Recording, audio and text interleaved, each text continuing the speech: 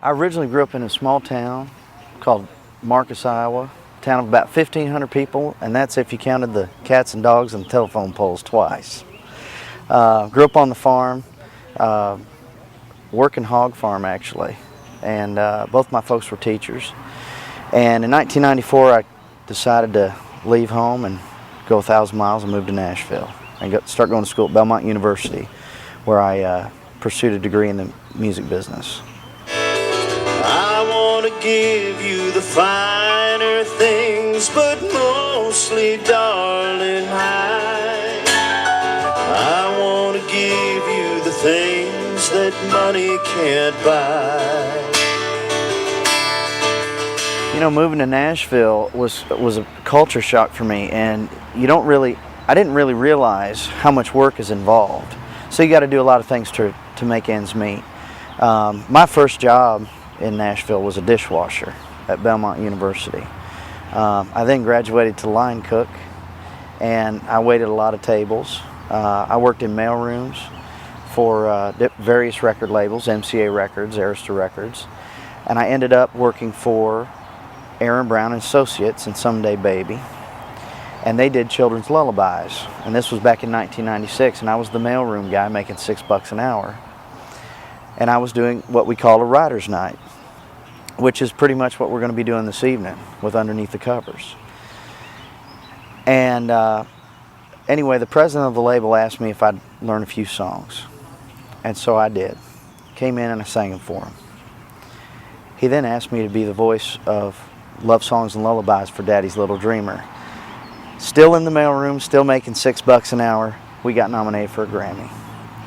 So it's been a very colorful adventure. You know, a lot of folks think that you just go to the destination. The journey is the destination. And as Vince Gill's told me before, it's about being in the business.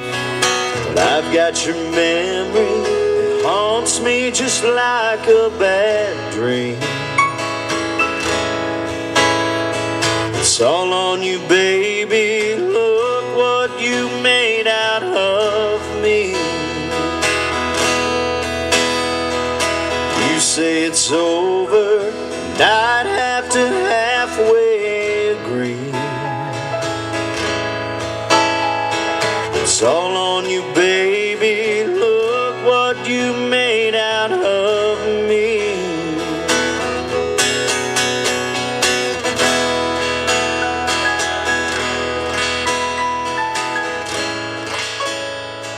When I got the Grammy nomination, and actually it's a concept record, so I say we, there was a lot of folks that had a lot to do with that. Otis Forrest was the arranger for that particular album. Of course, Dave Lehman and Aaron Brown were the co-producers, the main two co-producers and executive producers for that project. We had the Nashville String Machine in, Mark Cass Stevens, Craig Nelson, some of these guys that have played on every major record. For example, Mark Cass Stevens played on just about every Garth Brooks record there's ever been. And it was a pretty wild ride. We were sitting there at Vanderbilt at the hotel, and they started reading off the nominations. And I want to say there was 500 entries that they had to sift through. It's a 3-ballot process.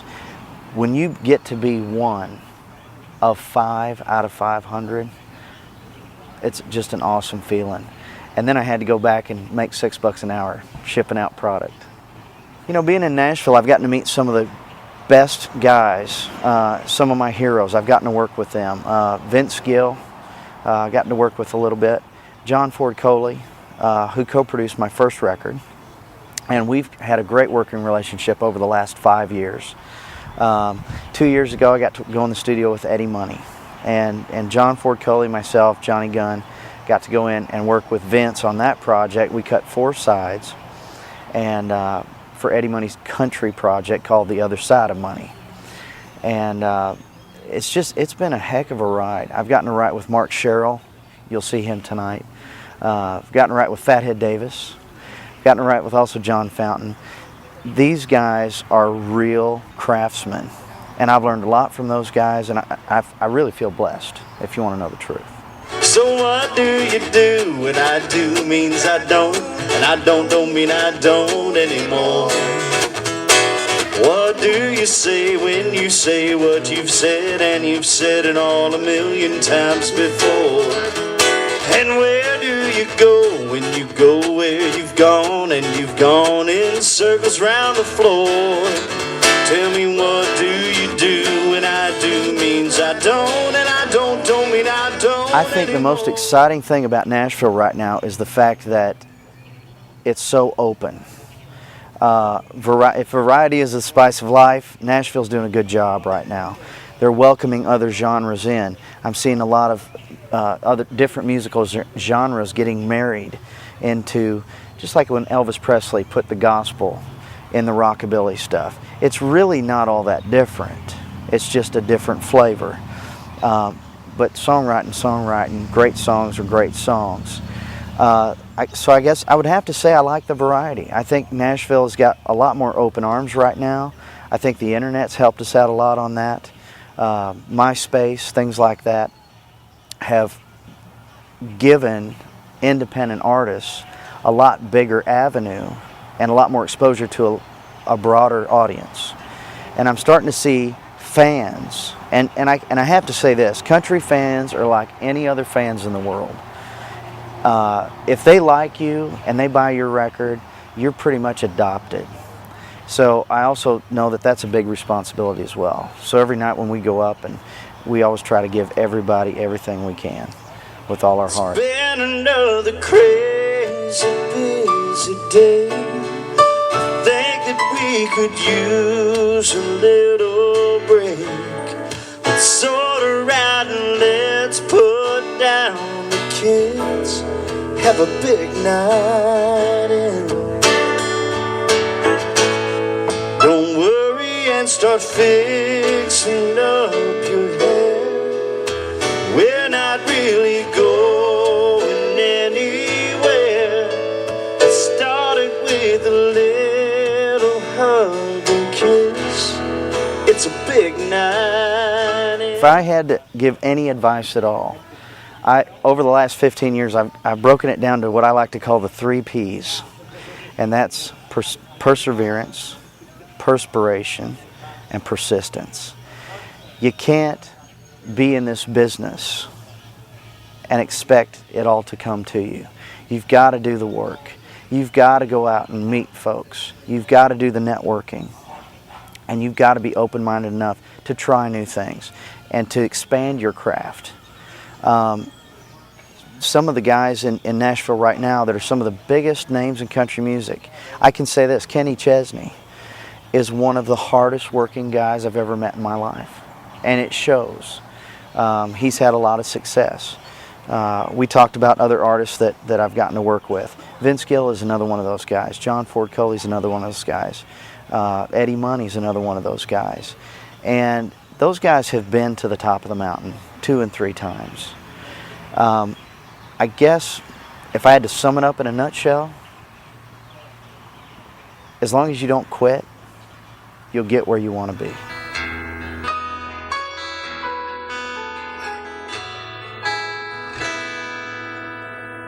Tonight I'm drinking straight out of the bottle,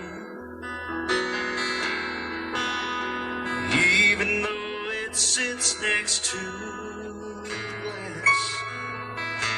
I hope I can forgive myself tomorrow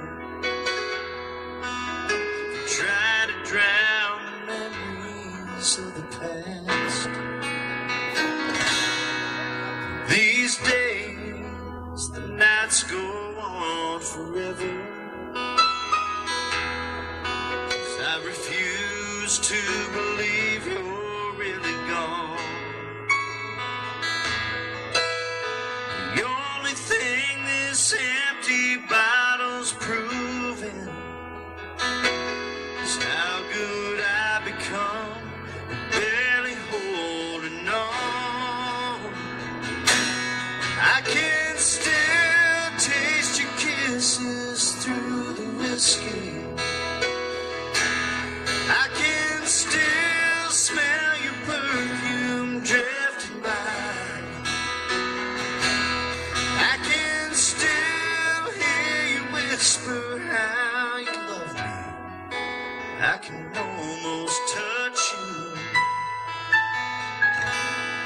Every time I close my eyes,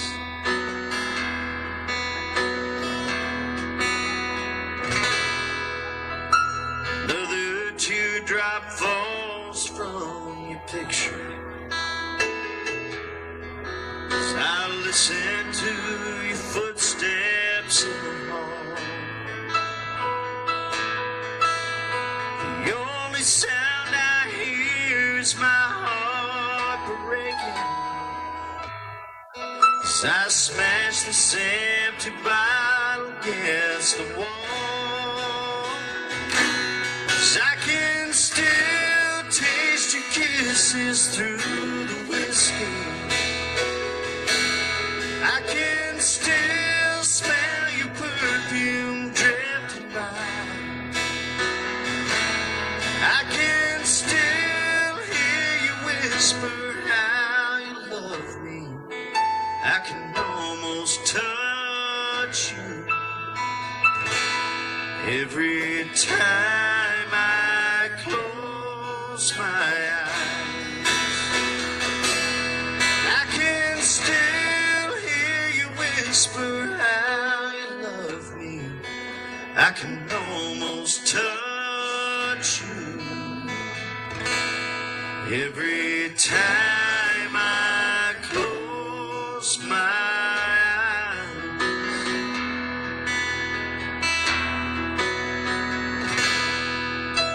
Tonight I'm drinking straight out of the bottle,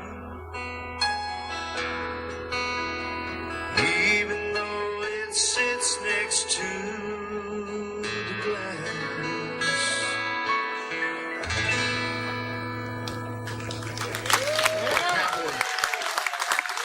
Van Davis, y'all. My favorite cowboy over there, man.